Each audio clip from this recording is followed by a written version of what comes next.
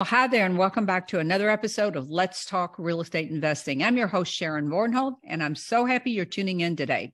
I'm excited to have Josh Culler back on my show. Josh is the CEO of Culler Media, and he's a content marketing ninja. So when I decided to do a show on content marketing for 2023, I knew exactly who to call. Josh has been in the real estate investing industry since 2013, and he's been a part of hundreds of deals as a marketing director. Culler Media is a full social media management, along with YouTube, podcasting, and other forms of content marketing. And I'm going to let him dive into all of that. But he works primarily with those in the real estate investing education space. So welcome to the show, Josh. Thank you so much for having me. It's great to be back. It has been a while, and we started chit-chatting just a little bit. We're like, no, let's do the show first, and then we'll chit-chat. So it's good to see you again. Good to see you. And I was always impressed by your skills. I really do think you're a content ninja, and that it's not real common to find somebody that hasn't been in this for a couple of decades that really understands content marketing. I know that seems weird, but it's really the truth. So why don't you start out telling everybody a little bit about how you got into this whole business you're in, how you started this business, and also why real estate? Yeah, so it's actually kind of works a little bit backwards. It's a little flipped. So I actually started in real estate first and then went into this world. So, and that's why in the bio that you read, I focus solely in the real estate investing space, primarily with educators. I had been working with investors and doing like people that are actively investing and not doing any education. I still do that a little bit, but it's a lot more focused around educators just because the content, social media, YouTube, podcasts, it's a lot more scalable in that manner. Yep.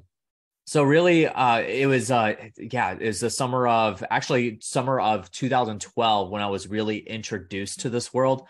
It was kind of just doing it as a little bit of a side gig. I had a full-time job in downtown Chicago, driving a forklift. At this time, I'm 19 years old. And one of my buddies who I played basketball with in high school, his dad owned a bunch of real estates in the Northwest Indiana, Chicagoland region. And I'm like, hey, I want to make a little extra money. Can I come work for you guys to do some stuff? So he's having me put out bandit signs for, we buy houses, bandit signs for selling the properties, with the big price on it. And then Craigslist listings, Facebook, marketplace listings and stuff like that. Just all kinds of different things that I was just getting my feet wet into. And then right around 2013, I actually went to work for somebody else who many people on the show might know, Gary Harper. He was partners with a couple other people in the Midwest here running a wholesaling business. And primarily they were focused in Illinois, Indiana, Michigan at the time. And then later on, we expanded into Ohio and Kentucky a little bit.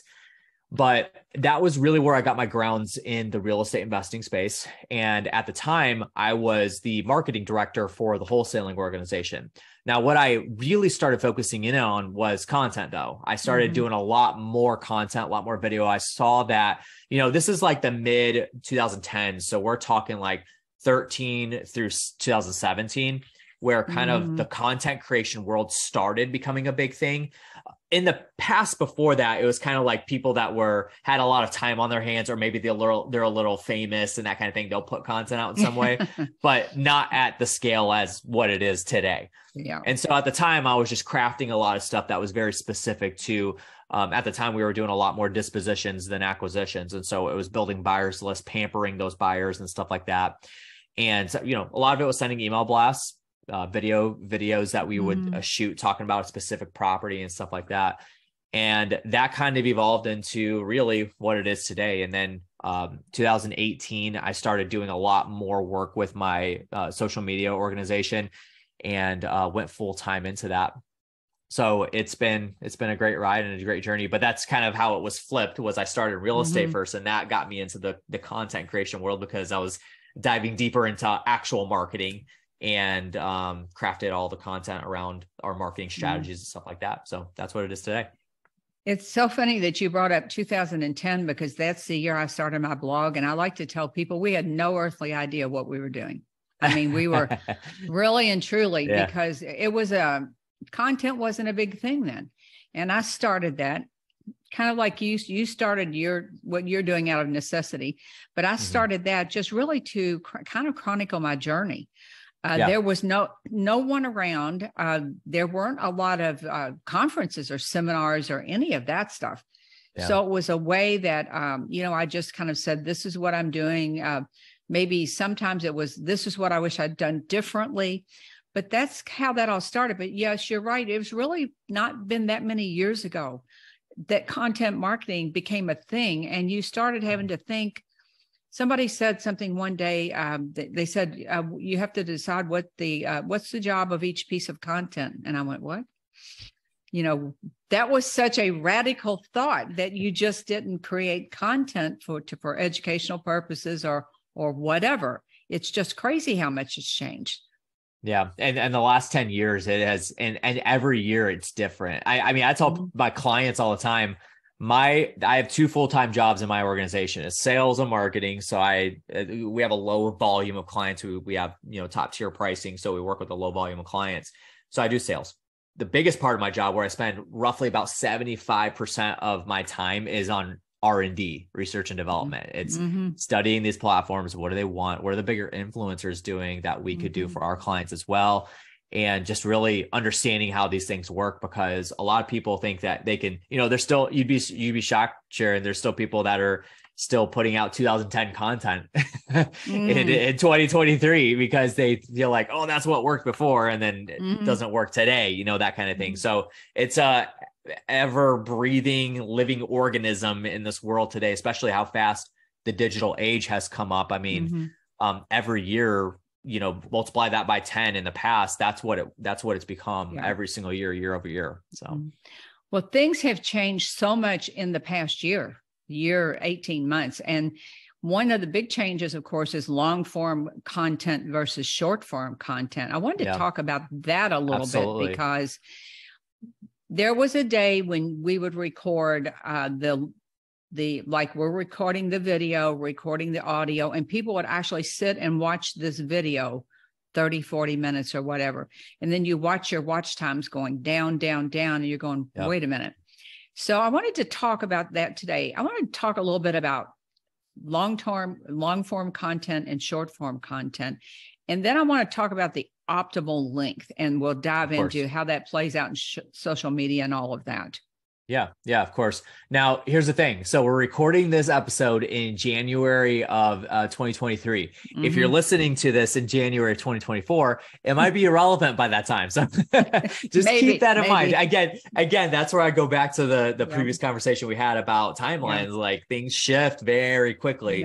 So you have to keep up with them. So as of January of 2023, the difference in consumption has definitely flipped on its head. And the thing is, Sharon, is that the reason why that is because we really didn't have short form content a while ago. If you uploaded 60-second videos to YouTube in 2018, YouTube would have been like, no, we're never showing this to anybody because this isn't going to keep people on our platform. Right. So the emergence of, I mean, everybody knows this, but at first it was Musical.ly, then it went into TikTok. The emergence of TikTok has really kind of flipped everything on its head, and people consume more short form content than they do long form. And there's some theories that I have around it. And what I like to do as well is look at what I call behavioral metrics, not just like, so like you mentioned specifically watch time. That's a behavioral metric. Seeing those watch time, those views and the retention rate start to drop and dip as you're uploading long form content, that's a big deal because that plays into the YouTube algorithm. And when it comes down to it, when you're looking at short form content, it's far easier for somebody to consume a 45 to 50 to 60 second video than a 45 to 50 to 60 minute video of you, right? And here's the thing is, a lot of times if you're doing your content right, you're juicing in as much value as you possibly can into that short amount of content, as opposed to like what we have here. We might have a little fluff. We might have some things that kind of are irrelevant. I'm going to try to make this as value packed as possible. But that being said, we might still have some fluff and some things that, don't really need to be said, or we could be going down a rabbit hole, stuff like that. In a short form piece of content, you don't have any of that stuff. It's all value-based content. It's all either value, entertainment, education, whatever you want to call it. So the ability for a human being to watch that video and stay on for the duration of it is highly more likely. I was having this conversation with one of my clients, Jason Hartman. This is maybe like a week or two ago. And we were looking at some metrics, and several of his videos that went viral, I'm like, they're getting like 600, 700% retention rate. And I'm thinking, what does that even mean? And my bonehead's like, that makes total sense, because what happens is when you watch a video, say just on YouTube Shorts, if the video is at the end, it's going to loop back around and play all over again. Right. So if somebody's watching that video 6-7 times, that's 700% retention rate. Whereas if you go into long form content, or let's just keep it short form, if somebody only watches 10% of your video and that's the average, then your retention rate's 10% at that point. And then they're scrolling past to the next video. So while short form content is subjectively easier to put out, there are pros and cons to all this. With long form content, Sharon, I still think it's needed. I still think that it's very beneficial. Of course, it depends on your target demographic as well. But again, even that's subjective. If you look at some of the most successful YouTube channels on the planet, whether it's entrepreneurship, real estate, or just entertainment. I mean, Mr. Beast puts out 30, 45, 50-minute videos, and people will watch every second of it. So as long as you're delivering what your audience is craving and have an appetite for, you won't struggle with that at all. So that being said, I think there's a good balance between the two, though. And what I like to do, I actually just put a video out about this the other day. I like to leverage the short form content and drive people back to my long form content. That's where the recipe really becomes successful at that point. Yeah, I like that. Let me ask you this. When you're talking about, let's compare TikTok and Reels, for instance. Is that about the age of the user or the demographic? What is one better than the other? I know TikTok is all the rage. Yeah, so that's a great question. Here's how all of this works. Again, this is behavioral metrics that I'm going into, not just like what do I think works? No, it's like what is the data telling me? So if we draw back to, let's say 2020, right before COVID hit, TikTok was on the cusp of actually being eliminated from the United States. It was actually being talked about. It hadn't become a big thing yet, but it was already in talks. But what happened was they eventually didn't. There's some regulations, apparently, like government employees can't have TikTok on their iPhone now and stuff like that. But the reality is what happened was before that, even in the Musical.ly days, TikTok was a platform for people to dance to the music and record it on short form, shoot raw content. It was kind of a mix between stories, Snapchat, and kind of whatever raw content you wanted to put out. That's what happened. And the demographic was significantly a different, type of demographic than what we're dealing with today. There's a lot of teenagers, a lot of people that are younger in their years and that kind of thing, and want entertainment, and not really any entrepreneurial business, real estate type content was going out at all. And then right around the beginning of 2020, people started to sense that there was going to be, a shutdown coming and stuff like that. So a lot of people are trapped, just in their home and not having to go out and stuff like that. And so what happened was a lot of events got shut down. So I personally know of like 2 or 3 real estate influencers that started their TikTok journey in like March of 2020. And that's when they blew up. Now what happens is when a platform comes to the market, we saw this with Clubhouse. Clubhouse was a big one. It was big. We forgot about that. Like that, I forgot that existed. What happens is as people start to create content, it's almost like the build it and they will come type scenario. When people start to create content on platforms, at first, it's going to be hard to get traction because they're the pioneers, right? The first pioneers that are putting out content about real estate, about business, about entrepreneurship, whatever. And then people will start coming. They'll start coming as more creators start coming, more audiences will come, more creators, more audience, more creators, more audience. And it just keeps doing that until you get what we have today. Instagram was a very good example of that. YouTube, not YouTube, but YouTube Shorts has been a good example of that as well, because a lot of people are coming to the platform a lot more to consume the shorts as opposed to the long form content. So that's where the demographics come and they really evolve over time. And now you look at TikTok, and even though the quality of the audience, because it's much more worldwide, is a little bit not as valuable as say like an Instagram or even like LinkedIn or YouTube or podcast, it's still a really good place to harvest a lot of eyeballs and then push them to the next phase of your funnel, whether that's go follow me on Instagram or go, you like this video, go watch my full video on YouTube. And here's the link, stuff like that. So that's kind of the explanation behind it. It's a very interesting thought process though. So it is. So do you see that Reels is still a good place for like educators, for course creators? So that's still a good place for them. Yeah. So you asked that question and I didn't get to that. It is, I think that like in the ascension ladder, I believe from what I see is TikTok, we're talking specifically about educators, people that have, products, stuff like that. TikTok is kind of going to be the top of the funnel. You can, if you cast a wide net there, you can get some, ROI on that, but your ratio is going to be much different. I think Instagram, Facebook, and LinkedIn are kind of that next phase. And then YouTube and podcast are the phase below that. And then because here's what happens is even on the long form piece, content, typically what happens is your conversion rates will be higher because people are more committed to it.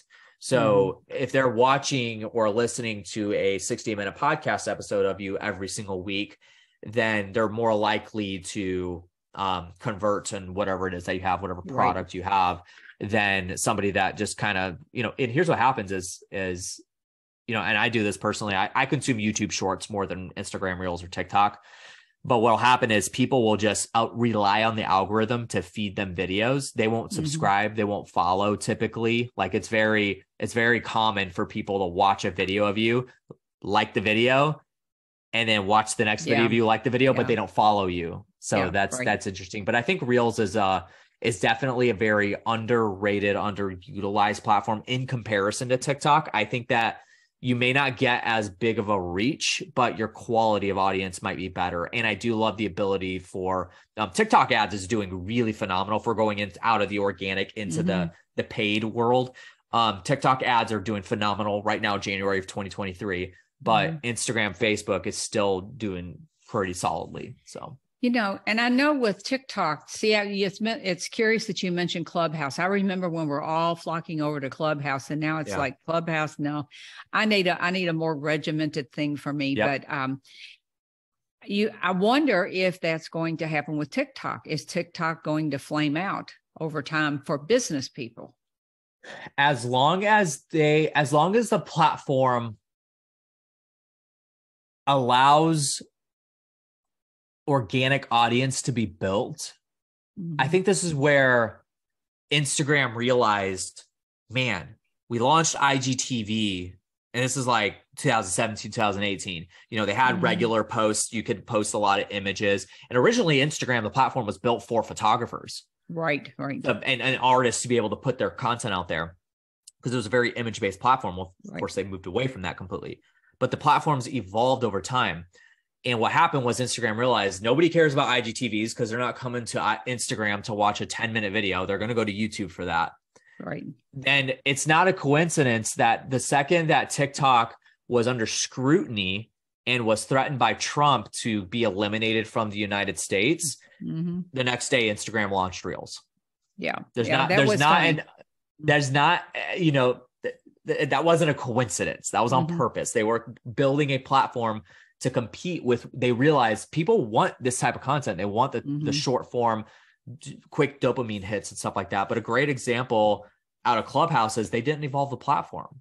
People wanted to be able to go back and listen to and replay stuff that they missed. But then what happens is when you do that, now you're battling with the same platform as podcasting, which has been around for a long time. And that's one thing that really hasn't evolved besides the platforms maybe you consume on. But podcasting really hasn't evolved in much of any way, shape, or form. It's a lot more of the video-based type content that's evolved, visual, so. Now, one thing I've noticed on podcasts is that people like shorter in that some people can hold an audience for an hour and 15 minutes, but people tell me all the time, I love when you do 30, 40-minute shows. I'm on my drive time, I can listen to them. You've got to get more concise with your content. You've got to get a little bit more tight with things, but people seem to like that, even though some people, like you said, can hold people for an hour. I find that hard for even me to do that. Maybe I'm getting ready in the morning and I'll pop on a podcast or something. I don't necessarily want to go back to it later. I like to consume it. Right. That's an interesting topic of conversation. A great example is you look at Joe Rogan, and Joe Rogan's podcasts sometimes go 2-3 hours long. It's like, I know, whoa, that's crazy. But he's getting on celebrities, professional athletes, Elon Musk's of the world, people like that. People want to hear from people like that for 2 hours. They want to dig into their brain because this is an exclusive interview that, Joe Rogan was able to get Elon Musk on that very few people have been able to successfully do on a podcast. So the reality is there's very subjective things that go into what makes the length of a podcast successful or not. What I would say is, I think that 30 or 40 minutes is a great time period because that's the average commute for a person, say on the way to work and back. Or, for me, for instance, like it takes me close to 30 minutes to get to church on Sundays. It takes me, I work from home, but, we have a lot of local stuff, but a lot of like my parents live close to 20, 30 minutes away. My sister lives close to 20, 30 minutes away. Like my wife's whole family. So like I could listen to a podcast episode in 30 or 40 minutes. But again, that's subjective for a lot of people. That's just the average. I do think that if you're going to drop to 30-minute episodes, maybe doing more than one a week is a really good idea. But what I would tell people is don't be very concerned with the amount of time you're spending on recording. Be focused on the value that you're delivering. If you're delivering immense value within the time period that you're recording, people will stay and listen and come back to it if they have to turn it off for a certain time period. So I was talking with someone one day and they said, your podcast can't be too long. It can only be too boring. Yes. That's great. That's gold right there. Yes. That's a way to think about that. And I think all of us have been guilty, especially when you're starting out. Maybe you don't get the content quite as concise as what you want. And I hate it when people say, nope, I don't have any notes. We're just going to wing it. And I'm going, no, I don't wing it. No. You have to have talking points.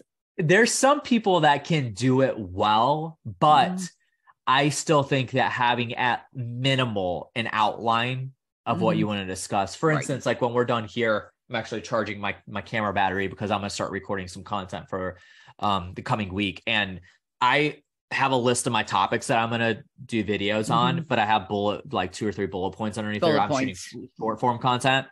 And that just keeps me on track. The goal is to keep you on track, because if you start going off on tangents and the thought processes aren't contextual with each other, stuff like that, that's when you lose people. Confusion creates a lot of lot of retention. So let's talk a little bit about social media marketing, which how many years ago was that not even a thing? Not that, it hasn't been that long. It's close to even when I started in this industry. Yeah. So people tend to say, oh, well, that's social media. People are looking at kitten videos. But social media, in my mind, plays an important role in getting people learning about you. You get their attention. And like you said, you can possibly put up something short and get them over to your longer form content. So what's your take on all this?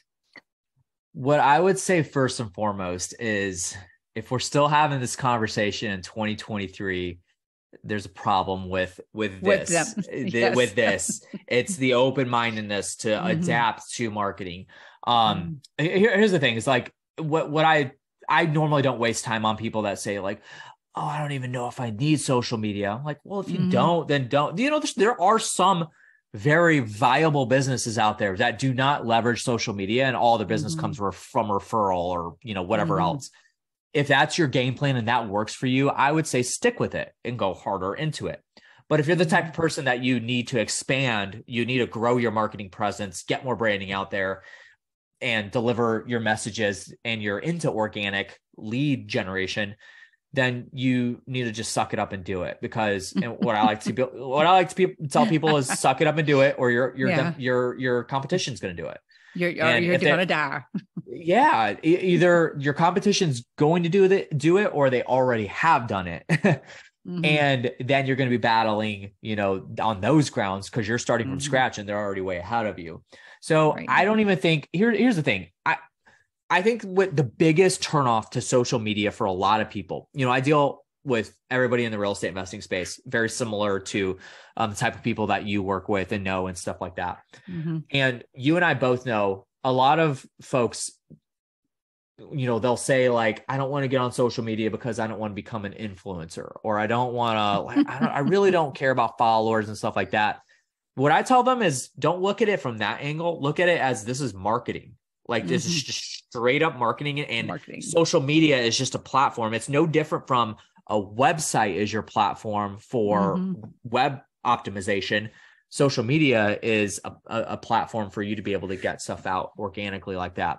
And if you look at it that way, you really don't have to become an influencer. You can leverage the entirety of social media for marketing specifically. Now, the thing I would say about that is you still need to somewhat treat it like an influencer, but you don't have to become one. And I think a lot of people get sucked in from that too.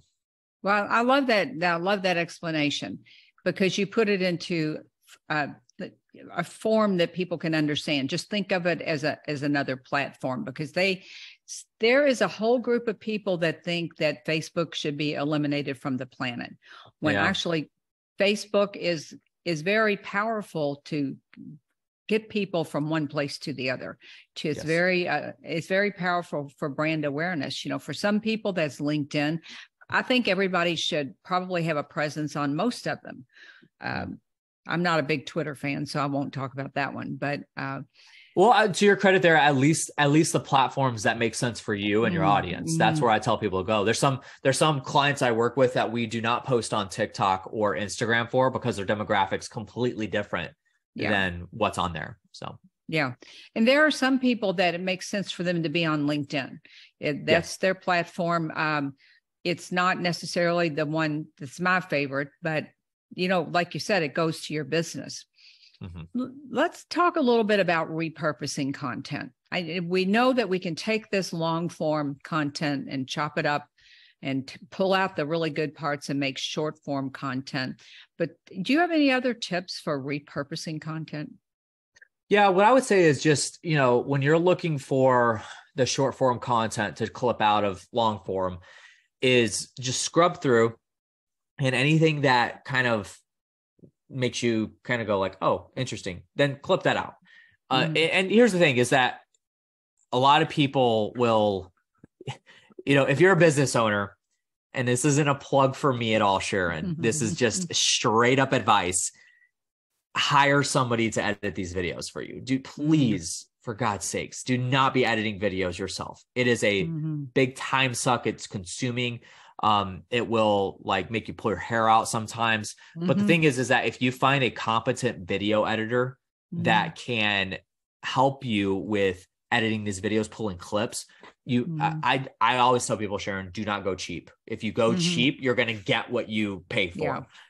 That doesn't mean you have to be paying $50 an hour for a video editor, but somewhere in the range of like $10 to $20 an hour, somewhere in that delta, depending on what part of the country they're, or what part of the world they're in, or the country. That's a really good starting place. But what I need to rely on is not me going in to say, lay out the timestamp. So if we're in this video and I want my video editor to go clip some clips out, I'm not the one that's sitting there saying, all right, video editor, at 5 minutes and 21 seconds, make sure you clip that to 6 minutes and 10 seconds. And then make sure you clip 8 minutes and 12 seconds to 9:05. I'm not doing that. That's a big time waste for me. I'm relying on my video editor to go in, find those clips, chop them out, juice out all of the fluff, any misinformation, uncontextual thought processes, going down the rabbit hole, anything that's unneeded, and just juice it all into as much value packed content as you can. And then obviously the big thing is on the editing is understanding what the platforms want. It doesn't, what I tell people when I'm onboarding clients is look, first of all, like, I'm not an order taker. We're going to give you the strategy. We're going to implement. Like, you're not telling us what to do. It's vice versa. So that's first and foremost. Secondly, is that I kind of care what you want, but I don't. Because what I'm going to do is I'm going to take your messaging, your branding, your marketing strategy, and mesh it with what the platform wants. Because if you lean too far one way or the other, then you're not going to get anything. If you lean too far into what the platform wants, then you may never see a lead come in. You might see a lot of eyeballs, a lot of video views, followers, and stuff like that, but you may never see any leads come in. But if you lean too far into the branding, people may never see your videos because you're not crafting the video to what the platform wants. So again, in January of 2023, the big, bold, captions coming in with some effects and stuff like that is a big deal. So have your video editor do those. If you really think it's a good method for you, then hire a social media manager that can write the copy, all of your hashtags and everything, and then post those on your behalf contextually. And then if you want to do them yourselves, then you can do that. But what I would say is definitely delegate the video editing, because that's not something you should be doing. No, that's a tough one. And the whole caption thing is another whole layer of doing that for the short form. Now, it seems to me like on TikTok and some of the other platforms that do short form content, it's more raw video with less branding than less heavy branding. Yes. So when I look at branding, here's the thing: is like branding. When it comes to branding, people think that branding is just all logos, colors, and design and stuff like that. And that is only, in my eyes, only 25% of what branding actually is. I think that 25% is that. Another 25% is like sales and marketing, and the other 50% is messaging and what you're pushing out to your demographics, whether it's through paid advertising or organic content. That's really what branding is. So when I'm talking about branding for organic short form content, say TikTok videos or reels, it's like, okay, what's a call to action? So you'll see a lot of people say, follow me for more. You want to learn more about real estate? Follow me. Or if you want to learn more about this, go watch my full video on YouTube. That's what I consider branding in the sense of like the context of short form content. You're not slapping your logo, and there's some cases where that, maybe in the very bottom of the screen, just very small, you could do that. But for the most part, keep it as value packed and unbranded as possible, but still make sure you have some form of call to action. I like to follow the 90-10 rule. And this is this is any content. This is YouTube, podcasts, books, whatever. 90% of your content should be value. 10% should be call to action and salesy. So that's a good way to put it. I want to touch on this. I'm not going to go real deep into this, but people seem to be struggling with creating content plans. One of the things I teach in my business is marketing plans. You've got to have you need a written marketing plan. It's kind of like going on a trip without a map. What do you say about content plans, and how does someone that's not you, or maybe that hasn't done a lot of content, where do they start with a content plan? This is a lot of fun. This is actually the world I've been going into a lot, Sharon, is establishing content marketing plans for businesses. So I do that. And what I start with first of all, this is marketing 101. And if you don't have this in your business, regardless of if you're doing social media or not, you need to have this, is your target demographic. That's step one. Figure out who it is you're marketing to. And I'm not talking like, oh, this is ideally like, I think it's like, it could be any of these people. So like the old adage is, if everyone's your, target demographic, then nobody is.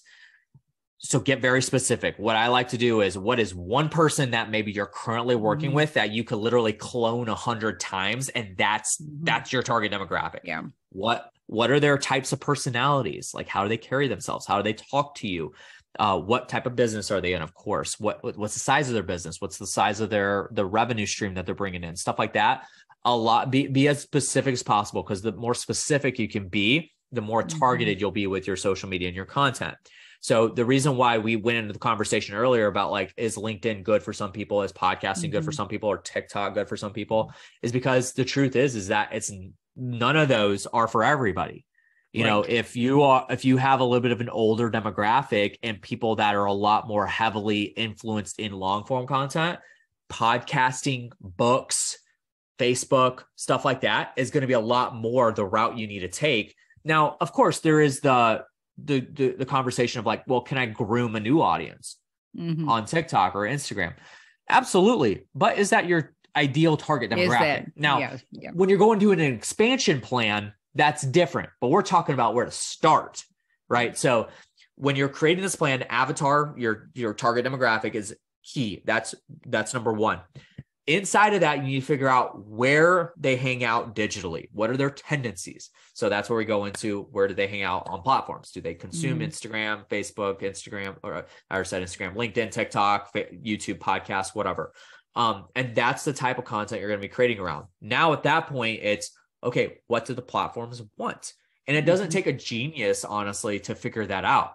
Go look at some of the biggest influencers on these platforms, figure out what they're doing, especially in your industry. If you're in a specific industry, go research, do some research, R&D on who the biggest influencers are and the biggest content creators are in your space, figure out what they're doing, craft it around your messaging, your branding, and that's what you're going to put out. It's very simple. I think people try to overcomplicate it because there's all kinds of like courses and stuff out there that have like, 500 steps to start your social media plan. And it's just not that complicated. It's not easy. And here's the thing, this too, Sharon. I mean, you've been podcasting for a long time.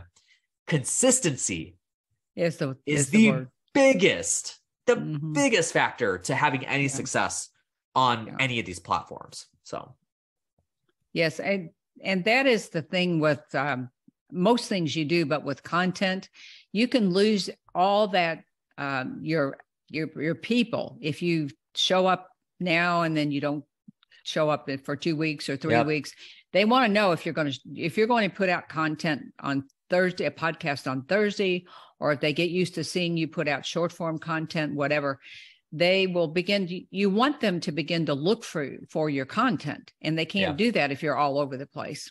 Of course. Yeah. But do you have any final tips for folks that want to be you, Josh? Do you know? Don't be me. Be yourself. That's my tip. Final tips for people. This is such a good topic. And I tell people, if you're not creating content, you're going to be invisible to the world. You can't be the best kept secret in town and build a business or grow your business. So what tips do you have for them? I'll leave you with one thing. It's my favorite marketing quote that's out there from a guy named Donald Miller. He established the story branding system. So he says that, and I kind of reparaphrase it into my own context from what he does. His is a little bit more simple.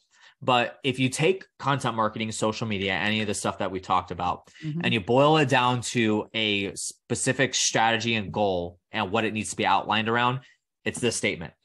People don't buy the best products and services. They buy the products and services they understand the fastest. And that is where you will exceed any competition that you have within now, of course, there's a conversation that goes into once you get them in, now you got to deliver the product, of course. Like that's some of the best branding that you can do is the product itself.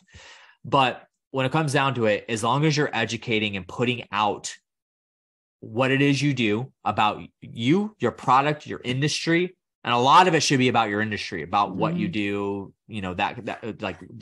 what you play within.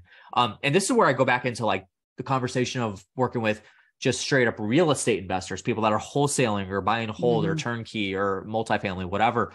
When you're marketing to a motivated seller, leaving zero questions in their mind about the process of working with you is the best way to get them to sell the deal to you at the price point that you want.